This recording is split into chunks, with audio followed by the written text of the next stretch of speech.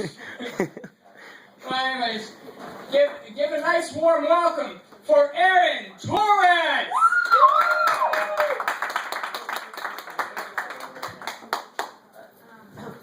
All right.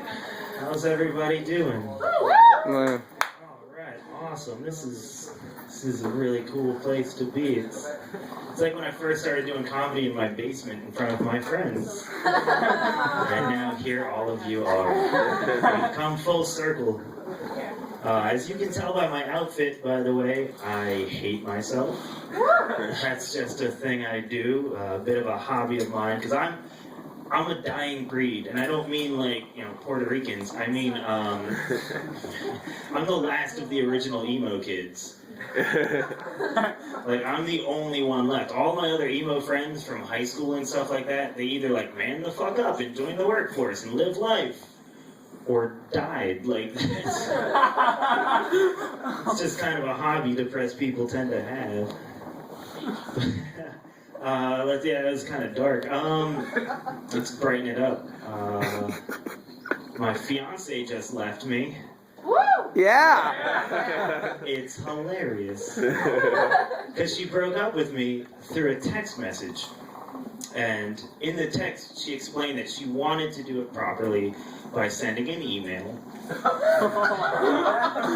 You know, those cliche, I don't want to marry you emails. But she decided she was too tuckered out from her day of not having a job or any real responsibility whatsoever to send me an email, so I'd have to settle for a really long text instead. And in the text, one of the first things she said was, "I'm just so much more mature than you." Awesome. Oh yeah, classy move right there. And it blew my mind because I wasn't expecting. I was expecting it, but I didn't really want it to happen because like I loved her and all that stuff. And ever since then, I became such an alcoholic. And like anyone that knows me is like really surprised when I tell them that. They're like, "Weren't you already an alcoholic?" No. I was an alcohol enthusiast. Now I'm a full-blown alcoholic, and I know it because there are certain milestones. There's 5 milestones you hit when you're drinking to become a full-fledged alcoholic. The first one is that moment of clarity when you realize it. And I was actually talking with my friend Kellen about it, about the Big Bang Theory. Not the TV show, but like the actual scientific thing. And he explained to me that he believes that the Big Bang is that moment when you first come into consciousness, that the universe is infinitely expanding outwards, but you have your own personal universe in your mind that's expanding infinitely inwards, and that you are your own God, and that your life has whatever meaning you choose to make it, and you create your own destiny. And I finally had that moment. I remember it specifically. It's about 5:30 in the morning, and I woke up in a field. Not like soccer or football or drill. I mean a field. A wild field. The sun was coming up over the trees. There's like a mist over the grass. Got to watch a rabbit eat an owl or some weird shit. I looked down, I didn't spill my drink, so silver lining. That was great, and that was step 1. And then milestone 2 was my roommates trying to help me out. They were like, "Why do you have to drink so much?" And I'm like, "Because my fiance just left me, and I'm devastated, and I have no sense of self anymore, and I'm crushed, and I don't think I'm ever gonna love again." And they're like, "That's sad, but can you stop peeing in the kitchen?"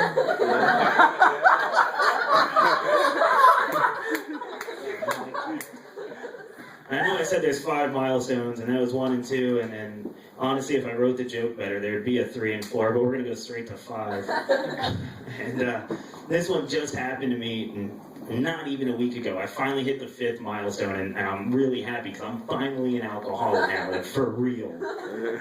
And it was just after one night of just like really just heavy drinking. I woke up and I shit the bed. I'm a bed shitter now. I shit you not. Yeah, and a lot of people like to think like, I'm an alcoholic, or I think Steve's an alcoholic, but just, if you think that, just take a second and think, does he drink so much that in the middle of the night, he releases his bowels and sprays warm mud all over his body pillow and his Bob Dylan poster? Chances are he is just an alcohol enthusiast. Just saying. Oh man, I miss the days when you could beat your kids. Stay with me. Cause like when I was growing up, like you could spank your kids. That was fine. You get a tree branch or a belt, whatever you want, and you could spank them as a form of discipline. And now they're like, oh, we'll call the cops on you, and social services will take them away, and you're going to jail. And we didn't have that when I was growing up. The thought of my mom just being like, I'm going to hit you till my hand hurts, and then I'm going to hit you again for making my hand hurt. That was a really good threat. We don't have those anymore. Kids aren't scared of their parents, you know? Like, if I had the balls to look my mom in the eye and be like, you touch me and I'm going to call the cops on you. Shit.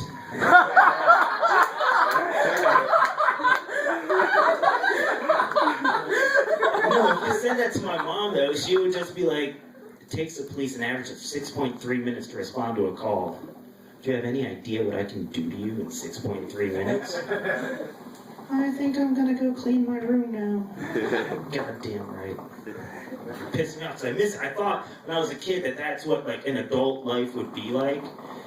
You know, I would just, you know, have my kids and you just fucking hit them, like, not abuse them, but just, you know, enough to get your point across. And then, like, every Saturday, we'd, like, put up flyers all over town like it's a yard sale. And then, like, have the kids standing, like, just in the yard, just there. And all the neighbors would come by and just, you know, remind their kids to stay out of their rose bed. That was bad. Oh, man. No, I like drinking, though. I like it because it's fun. I've made it fun. I play little drinking games. Not like beer pong or, you know, chandelier, but like an actual drinking game. There's 2 games that I've come up with. One is Drink the Beer, and the other one I call Detective. And it's my favorite because you just get really, really hammered, then you get blackout drunk, and then the next day you wake up and you have to play detective. You're like Nancy Drew in The Case of the Missing Memory. It's part of why I think I might be a little bit gay, by the way, because I could have been a Hardy Boy. I made myself Nancy Drew. So I don't know why. And it's fun because you have to like, make all the pieces fit with a night you don't remember. You know, like there's broken glass on my bedroom floor. Some asshole drank all my booze. Who could that have been? I don't know. Fun fact. Great little mystery. Oh, man. This, by the way, thank you guys for coming out. This is really cool because I know a bunch of people left and stuff like that. And can you give another big round of applause for everyone that performed earlier tonight? They did a great job. Christian, Professor Scott, Kellen didn't get a last name. I'm so and Andrew, yeah, thank you for putting this on, by the way. I've been trying to think of an insult for you, and I got nothing, so sorry. And you're welcome. Don't worry, saying my name is an insult, no. Yeah, fair enough. All right. Let's see. I don't know. There's a lot of reasons I think why my fiance might have left me, other than being too mature for me. And I think one of them was that like my birthday's coming up, and she was like, Aaron, I don't know what to get for you because you have everything you need, and anything you want, you just go right out and buy anyway. So how about this year? I just say yes to one thing I would normally say no to. Is there anything you want me to do for you that I would normally say no to? And I'm like, yeah. How about that abortion? All right, I'm here, Taurus. Thank you.